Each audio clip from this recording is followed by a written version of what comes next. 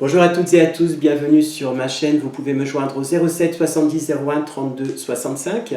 Le 12 octobre 2019, en la salle des fêtes de Bettencourt-sur-Somme, donc j'organise une conférence sur le thème des violences notamment de la violence manipulatrice à forme perverse.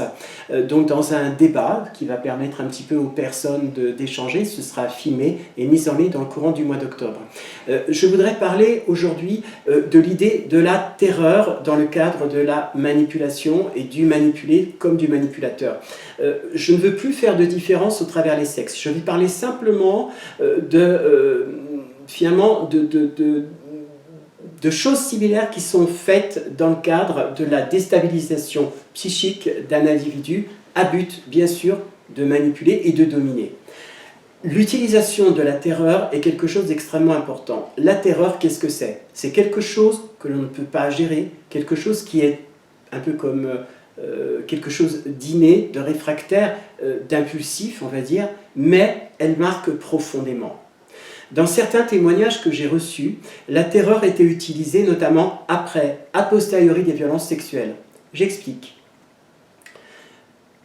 Une personne violentée sexuellement, homme ou femme, par ascendance ou pas, dans le cadre d'un couple plus particulièrement, eh bien, l'idée d'avoir été introduit par le viol, donc pris quelque chose d'intime, son intimité, eh bien, va générer un état de sidération et va générer aussi une angoisse telle que la personne va être incapable, si elle n'est pas tout de suite, en termes psychologiques, on va dire, psychanalytique, on va dire, le débriefing, si la personne n'a pas eu l'occasion d'en parler, elle va garder des mouvements de terreur. Lorsqu'elle rencontre un manipulateur, qu'est-ce qui va se passer? Eh bien, elle lui aura confié un certain nombre de choses. La terreur va être utilisée comme une arme ultime, mais pas que.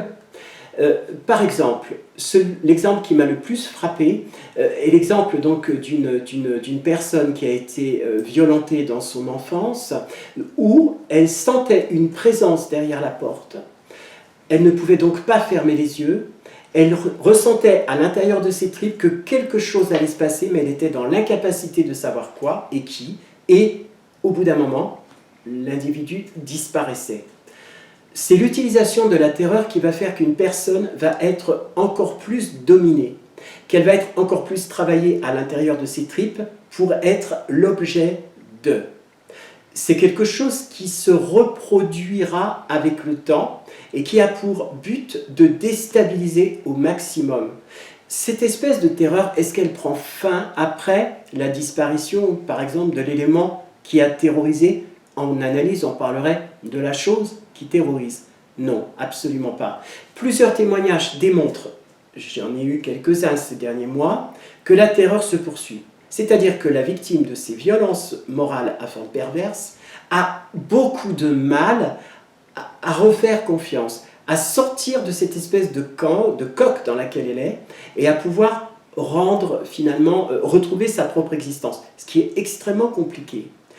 La terreur, c'est aussi ce qu'a vécu la personne et elle va le porter progressivement. D'où l'importance de faire ce qu'on appelle un débriefing, de manière à ce que cette peur qui va juste s'équilibrer, c'est-à-dire qu'on va toujours avoir peur, néanmoins elle ne deviendra plus figeante, elle ne va plus figer en fait, eh bien tout ça va demander du temps et un travail d'analyse pour comprendre que on peut avoir peur, puisque la peur est un outil primaire pour nous défendre, pour nous éviter de mourir.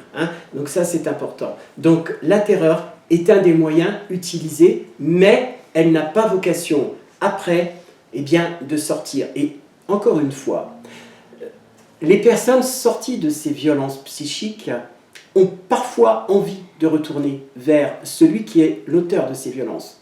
Pour beaucoup, il s'agit de masochisme. Moi, je n'irai pas jusque-là. En tout cas, dans les grandes lignes, je pense qu'on peut l'expliquer par le fait qu'une nouvelle situation engendre obligatoirement une certaine forme d'angoisse.